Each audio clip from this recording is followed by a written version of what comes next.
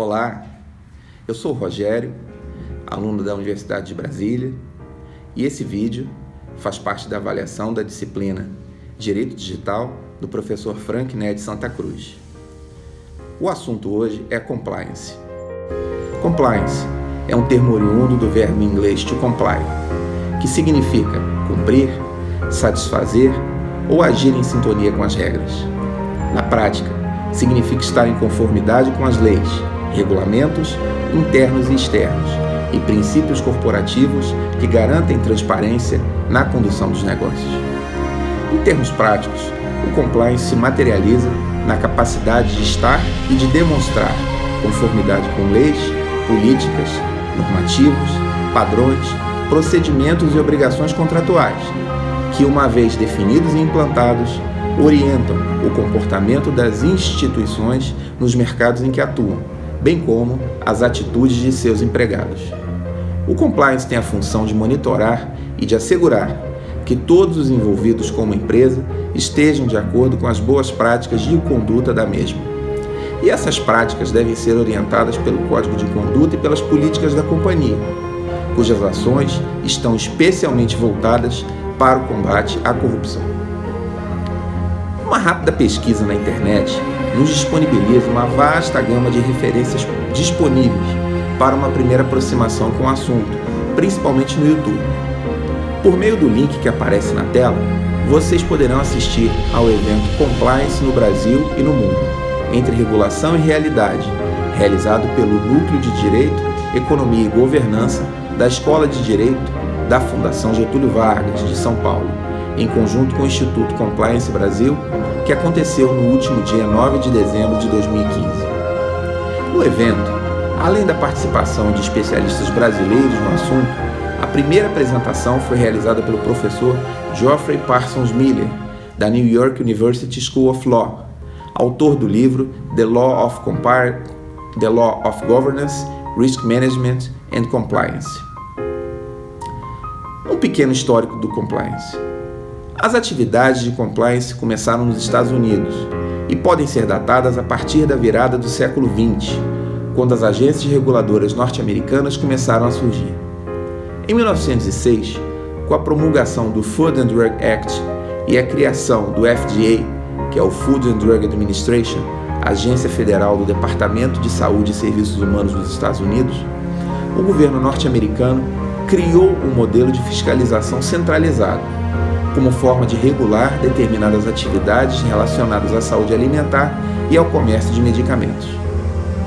Porém, foi devido às instituições financeiras que o compliance avançou.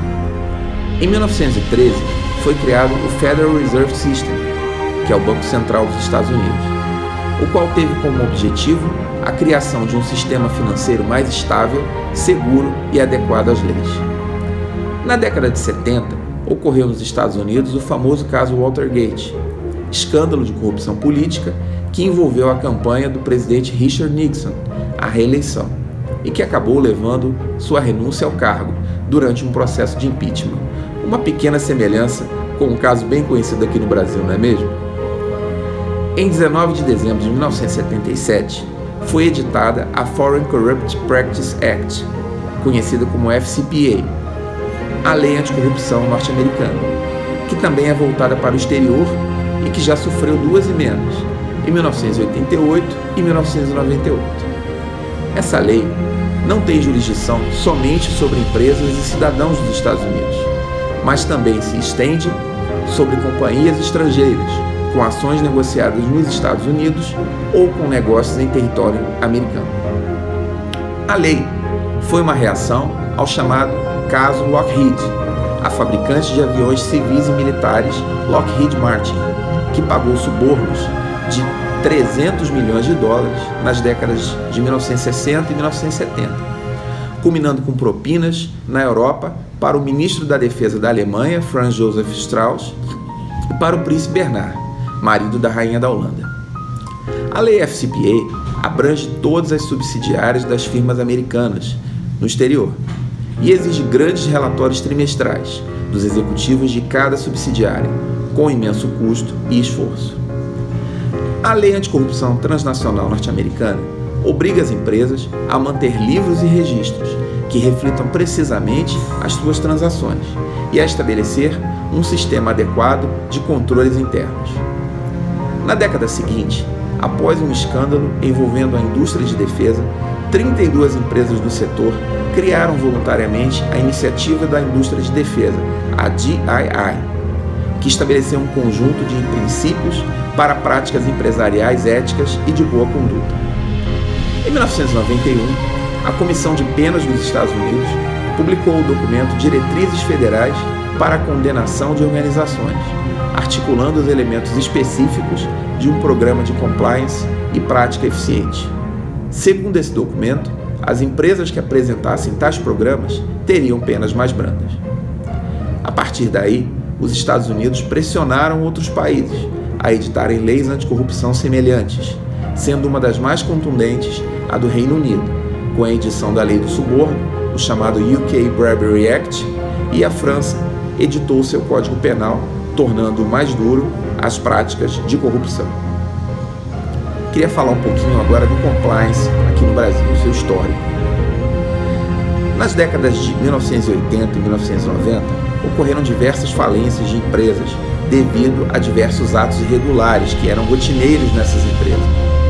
Com isso, os acionistas necessitavam de proteção contra abusos e omissões das grandes corporações. E surge então a responsabilidade social corporativa.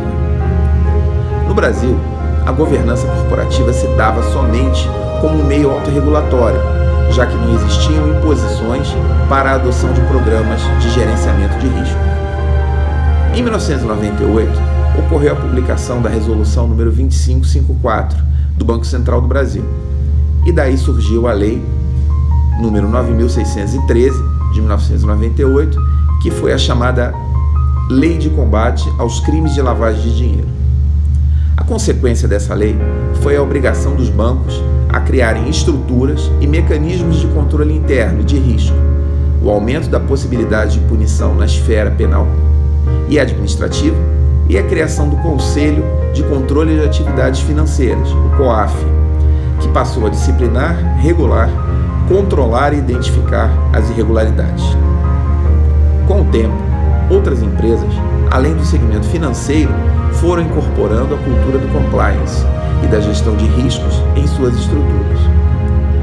E também, em 1998, veio a Lei 9.613, que trata sobre lavagem de dinheiro. Ao ter despertado o interesse do empresariado brasileiro e dos investidores, além de fortes pressões internacionais, surgiu então a Lei 12.846 de 2013, a famosa Lei Anticorrupção. Esta lei vem com o intuito de punir as empresas e seus executivos por ato de corrupção contra a administração pública.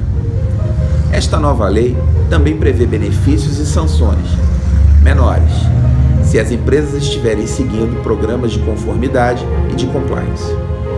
Atualmente, em tempos de Operação Lava Jato e tantos escândalos de corrupção que diariamente tomamos conhecimento na mídia, envolvendo as empresas públicas e privadas, ocorre mais uma inovação legislativa, a Lei número 13.303 de 2016, que é a chamada Lei das Estatais.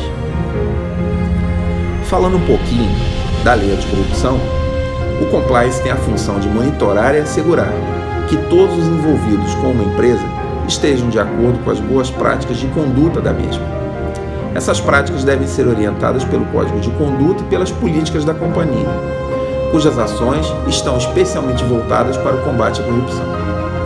Com a promulgação da Lei 12.846 de 2013, que entra em vigor no dia 29 de janeiro de 2014, essa lei, tão conhecida como Lei Anticorrupção, todas as empresas brasileiras, independente do tamanho e de seus dirigentes, passaram a ser expostos a graves consequências nas esferas penal, civil e administrativa, por práticas de atos lesivos à administração pública, nacional ou estrangeira. Por práticas de atos lesivos, se forem praticados em seu interesse ou benefício, exclusivo ou não. Isso inclui atos de corrupção e fraudes em processos licitatórios e ou quaisquer contratos com a administração pública. O compliance pode, então, ajudar, como proteção dos dirigentes contra alegações de culpa por omissão, além de reduzir as sanções aplicáveis à empresa. A Lei Anticorrupção trouxe importantes inovações, tais como a responsabilidade objetiva, onde as empresas podem ser responsabilizadas em caso de corrupção, independente da comprovação de culpa. Isso também vale para os seus executivos. Penas mais rígidas, onde o valor das multas pode chegar até 20% do faturamento anual bruto ou até 60 milhões de reais, quando não for possível calcular o faturamento bruto. Isso, na prática, pode significar, com apenas um caso de corrupção tipificado, o encerramento das atividades da empresa. Na esfera judicial, pode ser aplicada até mesmo a dissolução compulsória da pessoa jurídica. O acordo de leniência. Se uma empresa coopera com as investigações, ela pode conseguir uma redução das penalidades para si, enquanto pessoa jurídica, e para seus executivos. E a abrangência. A lei pode ser aplicada pela União, estados e municípios, e tem competência, inclusive, sobre as empresas brasileiras atuando no exterior. Um pouco da atividade do profissional de compliance. O Brasil já abriu os olhos para a importância da área de compliance, que auxilia as organizações a estruturar regras de conduta, treinamentos, controles e processos internos, dentre outras medidas. Tudo para assegurar um comportamento íntegro por parte dos seus colaboradores. Também evoluiu a visão das empresas sobre o chamado programa de compliance. Se no passado bastava que as organizações reprimissem condutas ilegais, hoje se entende que tais programas devem ir além das leis e regulações aplicáveis, considerando também os riscos e desafios éticos inerentes às atividades da empresa e até mesmo sua função social e interesses legítimos da sociedade. Isto explica a denominação de programas de ética ou integridade, e não apenas de compliance. Os desafios das organizações em relação ao compliance, portanto, são cada vez maiores. Igualmente, ganha relevância a função de um profissional de compliance, que também é chamado Compliance Officer, que é contratado pelas empresas para atuar como principal facilitador do tema. Sendo certo que compliance no âmbito corporativo é uma obrigação de todos os colaboradores, diretos e indiretos, e em especial da alta administração. O que um programa eficaz de compliance deve ter? Bom, um comprometimento da alta administração, política formal, clara e objetiva contra a corrupção, políticas, processos e procedimentos de compliance comportamental, código de conduta, ética, princípios, cultura, valores, programa de desenvolvimento integrado, regular e continuado, incentivos e medidas disciplinares, equilíbrio, diligência, double check na contratação de terceiros e pagamentos, melhoria contínua, o chamado ciclo PDCA, fusões e aquisições, o due diligence, que é a diligência prévia, e cultura organizacional. Canais de comunicação acessível para todos os colaboradores da empresa, confidencialidade nesse canal de comunicação.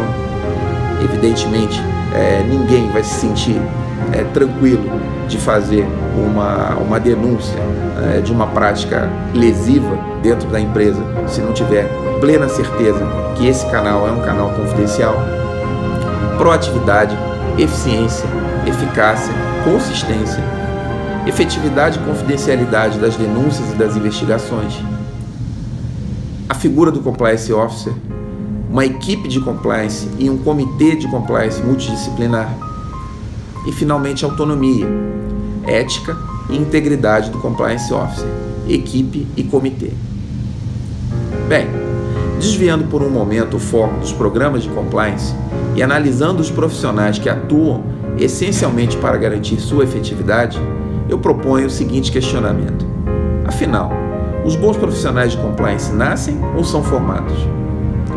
Para tentar responder a essa pergunta, é necessário determinar quais as competências e comportamentos que embasam tal juízo de valor acerca de um profissional de compliance. No que se refere às competências, é fundamental que um Compliance Officer seja capacitado, no mínimo, em relação a projetos, controles e processos internos, finanças corporativas e contabilidade, legislação empresarial e governança corporativa, gerenciamento de riscos, auditoria e monitoramento, bem como gestão de recursos humanos, políticas de incentivos e penalidades. O conhecimento profundo de temas comuns a todos os programas de conformidade, sobretudo leis e práticas de combate à corrupção, além de outros relacionados a cada setor, completam esse perfil. O aspecto comportamental, por sua vez, é ainda mais relevante e, paradoxalmente, negligenciado pela maior parte das organizações. Da literatura especializada, aprendemos que determinadas habilidades são essenciais para um profissional de compliance, tais como a capacidade analítica para interpretar regras e cenários complexos, a autonomia para atuar em mercados dinâmicos e identificar riscos e tendências, a comunicação para obter e transmitir conhecimento a diversos níveis, a liderança para influenciar indivíduos e organizações e tantas outras. O rol acima pode ser uma referência útil, mas não é suficiente para compreender a real dimensão desses profissionais. Aliás, é surpreendente que muitas fontes consultadas sequer reconheçam a importância dos valores éticos intrínsecos a essa atividade. Considera-se que os melhores profissionais de compliance operam por um modelo mental singular, capaz de conciliar as demandas da organização e os seus próprios valores éticos.